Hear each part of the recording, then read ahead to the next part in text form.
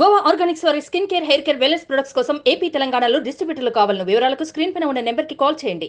వేసవి కాలంలో మీకిష్టమైన పండ్లు ఏంటి అని ఎవరిని అడిగినా అందులో మొదటగా వచ్చే పేరు పుచ్చ.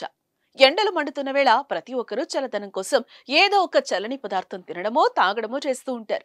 ఎక్కువ నీటి శాతం ఉన్న పండ్లను తినేందుకు చాలా వరకు ఇష్టపడుతూ ఉంటారు కూడా. ఎక్కువ నీటి శాతం ఉండేది పుచ్చకాయల్లోనే.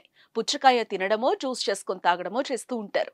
అయితే పుచ్చకాయలోని లోపటి గుజ్జు ఎంత ఎర్రగా ఉంటే అంత ఎక్కువ ఇష్టపడతారు చాలా మంది.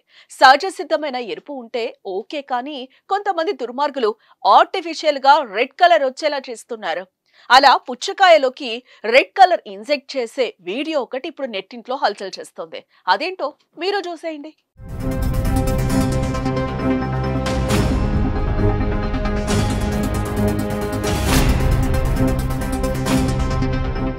అక్కడ ఓ యువకుడు ఏదో కెమికల్లో నీళ్లు కలుపుతున్నాడు.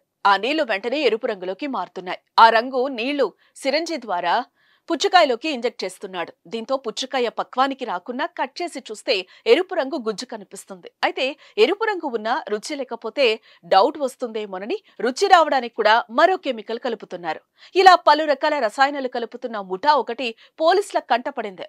అరెస్ట్ చేసిన పోలీసులు ఇలా ఎవరూ మోసపోకూడదని కల్తీ పుచ్చ తయారు చేసే విధానాన్ని వీడియో తీసి సోషల్ మీడియాలో పోస్ట్ చేశారు. అయితే ఆ వీడియో కాస్త ఇప్పుడు వైరల్ అయింది. ఇది చూసిన నెటిజన్లు రకరకాల కామెంట్లతో హోరెత్తిస్తున్నారు. కావేవి కల్తీకి అనర్హమని ఒకరంటే, తెల్లనివన్నీ పాలు కావు, ఎర్రనివన్నీ పుచ్చా కావు అని పెడుతున్నారు. అన్ని కల్తీ అవుతుంటే ఎలారా సామి బతికేది అని మరో నెటిజన్ కామెంట్ చేశాడు. మరి మీ కామెంట్ ఏంటో మీరు కూడా పోస్ట్ చేయండి.